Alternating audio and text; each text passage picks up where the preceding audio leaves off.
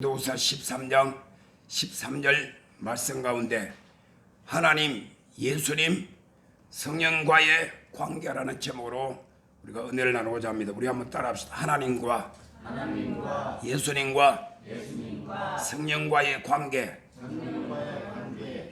자, 우리가 예수님을 믿고 하나님을 섬기는 믿음의 사람이 되면 우리가 교회에 제일 먼저 나와서 교회 생활을 하게 됩니다.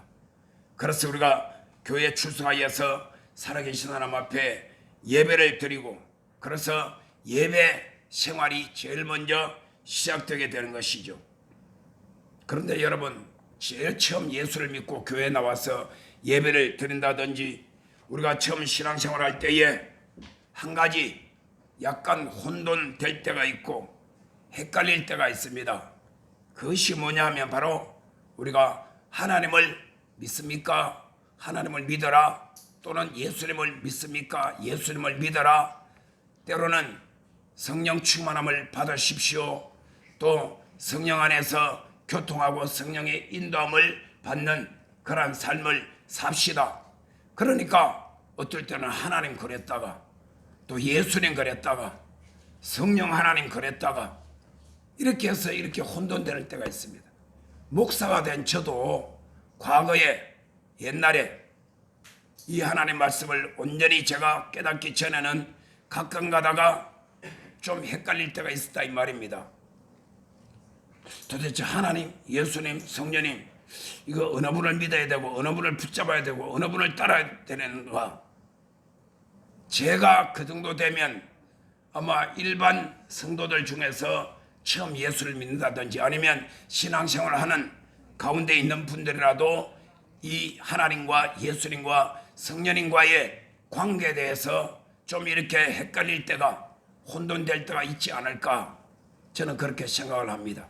막상 여러분한테 물어본다면 아마 여러분들도 한때는 아니면 지금도 그 약간 혼돈할 때가 있을지 모르겠습니다. 그래서 저는 오늘 하나님과 예수님과 성령과의 관계에 대해서 한 줄에 성경 한 절에 일목요연하게 정확하게 말씀된 이 말씀을 가지고 여러분들에게 말씀을 전하기를 원합니다. 그것이 바로 사도 바울이 고린도 교회에 첫 번째 보낸 편지가 있고 두 번째 보낸 편지가 있는데, 두 번째 보낸 편지 가운데 맨 마지막에 이렇게 오늘 우리가 읽은 본문 말씀 같이 기록이 되어 있습니다. 주 예수 그리스도의 은혜와 주 예수 그리스도의 은혜와 하나님의 사랑과 그 다음에 성령의 교통하심이 너희 무리와 함께 있을지어다. 이렇게 지금 사도 바울이 마지막에 고린도 교회를 향하여서 그들 성도들을 향하여서 이렇게 축복 기도를 하고 있습니다. 이것을 우리는 축복 기도, 그래서 줄여서 축도라고 하고, 여러분이 가지고 있는 오늘 추보, 오늘 예배 순서에 있는 추보에도 주일 낮 예배 마지막 순서에 딱 보면 축도 이렇게 딱 명칭이 나와 있습니다. 그래서 여러분 예배 드릴 때마다 맨 마지막 순서에 꼭 목사님이 두 손을 높이 들고 성도를 향하여서 마지막 시간에 하는 순서가 바로 이 축복 기도, 그것을 줄여서 축도라고 합니다. 그래서 여러분들이 예배 드릴 때에 예배 다 드리고 난 다음 마지막 순간에 축도를 꼭 받아야만 그 예배가 온전하게 하나님 앞에 드려준 줄 믿으시길 바랍니다. 아멘. 아마도 대부분 다 그렇게 아실 거예요. 제가 옛날에 여의도 순복음교회 있을 때는 워낙 성도들이 많으니까 그중에 온갖 일로 바쁜 분도 계시고, 그래서 마지막 순간에 축도, 목사님 축도 끝나기 전에 버스 앞줄 서려고 축도하기 전에 막 내 빼고 막 줄다름 쳐가지고 밖으로 뛰어나가지고 버스 타려고 줄 서고, 여러분 여의도란 것은 주일날 되면 완전히 이건 뭐 난리가 거의 나는 것입니다. 수십만 명이 주일날 거기 왔다 갔다가 아침부터 밤까지 하니까 여러분 상상을 해보세요. 그래서 가끔 가다 우리가 그렇게 성도들에게 광고도 하고 가르친 적도 있습니다. 여러분도 마찬가지입니다. 마지막에 예배 드린 다음에 끝 시간에 목사님이 두 손 높이 들고 축도하는 축도를 꼭 받으시기 바랍니다. 아멘. 물론 그거 안 받았다고 해가지고 여러분 예배가 큰 예배 되는 거 그건 아니지만은 그런 마지막 이 예수이 얼마나 중요한가를 우리가 볼 수가 있는 것입니다. 그러면 여러분 우리가 한편으로 하나님을 믿어라, 예수님을 믿으시오, 성령 세례를 받고 성령 충만하고 성령님과 교통하십시오, 이런 말을 하는데 왜 그렇게 하느냐? 여러분 기독교의 가장 기초가 되고 그리고 기본 교리가 되는 것이 바로 삼위일체 하나님이란 것입니다. 따라합시다. 삼위일체 하나님. 원래 삼위일체란 말은 이거는 한자입니다. 석삼자, 그 다음에 자리 위자, 한일자, 그 다음에 몸체자. 내가 지금 한문 그대로 쓰고 있어요. 그래서 자리는 세 개인데 삼위, 자리는 세 개인데 한 몸, 바로 또 하나다 이 말이에요. 이것이 바로 하나님의 가장 근본적인 속성이다 이 말입니다. 우리가 하나님 그럽니다. 그 다음에 예수님 그럽니다. 그 다음에 성령님 그럽니다. 그래서 우리는 하나님을 성부라고 그럽니다. 따라합시다. 성부 하나님. 그 다음에 성자 예수님. 그 다음에 보혜사 성령님. 그래서 우리는 이렇게 세 자리가 있는데 성부, 성자, 보혜사 혹은 성령 이렇게 세 자리가 있는데 모두 다 성부 하나님이라고도 하고 성자 하나님이라고도 하고 성령 하나님이라고도 합니다. 왜 그러냐? 자리는 세 자리가 있지만은 그러나 이 모든 분은 근본 본체는 한 분이시다. 그래서 모두 다 한 분이시다. 그래서 한 분 하나님인데 삼위일체 하나님 이렇게 말씀을 하고 우리가 성경에 보게 되면 삼위일체 하나님에 대한 기록들이 여러 군데 나와 있습니다. 제일 먼저 창세기 1장 26절에 하나님께서 우주 만물을 창조하시고 인간을 창조하실 때에 그때 성경에 보게 되면 분명히 하나님은 한 분이신데 싱글 단수인데 여기 하나님 복수나 우리가 우리의 모양과 우리의 형상을 따라 우리가 사람을 창조하시기 우리가 나옵니다. 창세기 1장 26절에. 그러면 왜 하나님이 그러면 여러 분 된다는 말씀인가? 그렇지 않아요. 하나님은 오직 한 분이십니다. 유일하신 한 분이십니다. 그런데 이미 하나님께서 천지 만물을 창조하시고 인간을 창조하실 때부터 삼위일체 하나님을 그 가운데 지금 나타내고 있다는 것입니다. 우리란 것은 바로 창조하실 때부터 성부 하나님, 성자 예수님, 성령 하나님 이 세 분이 함께 역사하셨다는 것을 성경 가운데서 우리에게 나타내 보이고 있는 것입니다. 마태복음 마지막 끝나는 28장 18절로 20절에 여기에 보게 될 때도 우리가 며칠 전에 우리가 지난 주간에 침례식을 거행했죠. 그런데 성경 분명히 말하고 있습니다. 너희는 가서 모든 족속으로 제자를 삼아 아버지와 아들과 성령의 이름으로, 아버지 성부 하나님, 아들 성자 예수님, 그 다음에 성령 보혜사 성령, 아버지와 아들과 성령의 이름으로 침례를 주고, 성경에는 세례인데 원단어는 침례입니다. 침례를 주고 내가 너에게 명한 모든 것을 가르쳐서 지키게 하라. 볼지어다 내가 세상 끝날까지 너희와 항상 함께 있으리라. 할렐루야. 예수님도 그렇게 하셨어. 그리고 오늘 우리가 읽은 본문 말씀에도 분명히 제가 나중에 또 마지막 오늘 또 하겠지만은 지금은 예수 그리스도의 은혜와 하나님 아버지의 극진하신 사랑과 보혜사 성령님의 교통하심이 지금부터 영원토록 함께 계시기를 간절히 축원하옵나이다. 이렇게 제가 축도를 한단 말입니다. 이 고린도후서 13장 13절에서도 분명히 성부 하나님, 성자 예수님, 보혜사 성령님, 삼위일체 하나님에 대해서 성경이 말씀을 하고 있는 것입니다.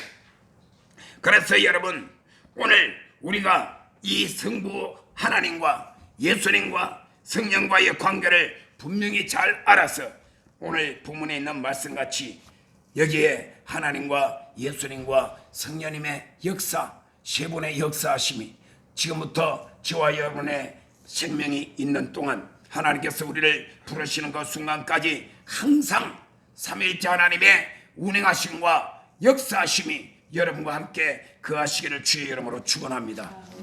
따라합니다. 첫째로 성부 하나님의 사랑,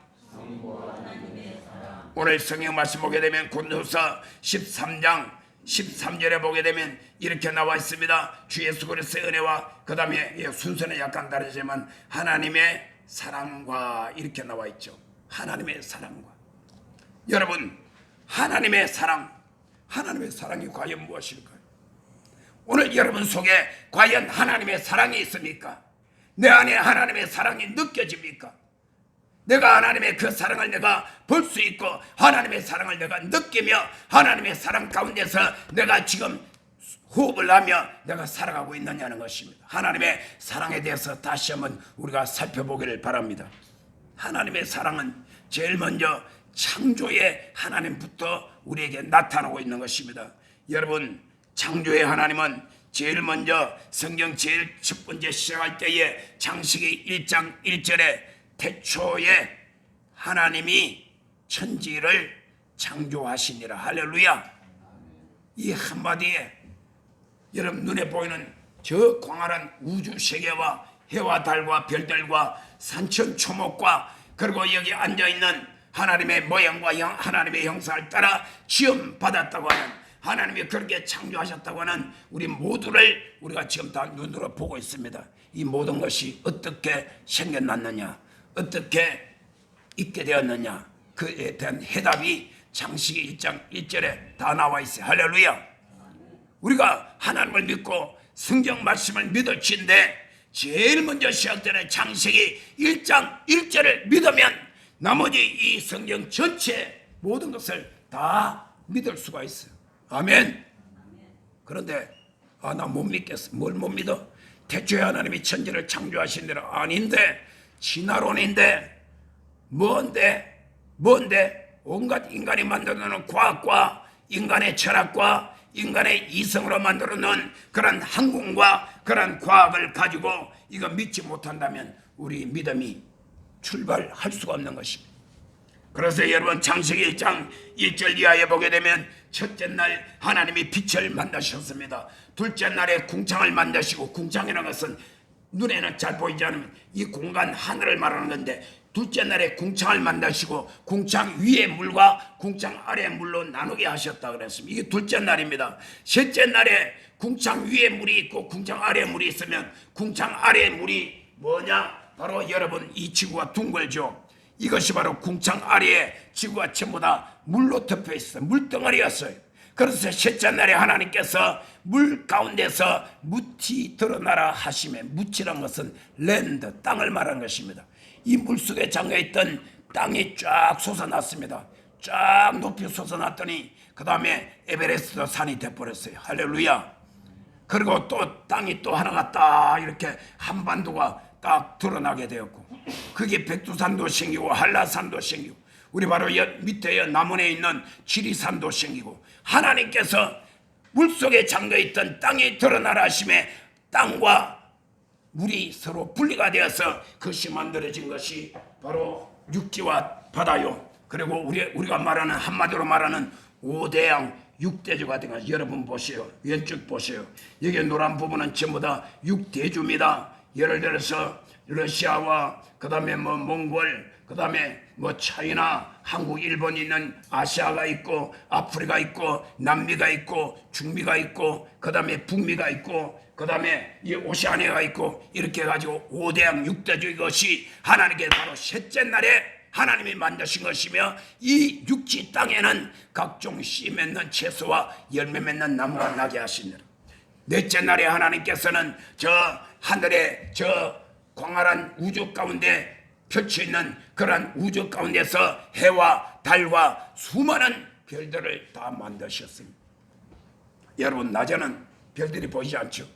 그래서 하나님께서 큰 광명체는 낮을 주관하게 하시고 작은 광명체는 밤을 주관하게 하시는, 큰 광명체는 태양을 말하고 태양이 솟아 있는 그 시간을 우리가 낮이라 그럽니다. 그 다음에 태양이, 해가 지고 난 다음에 밤이 되면 작은 광명체는 그것이 바로 달이란 말이요.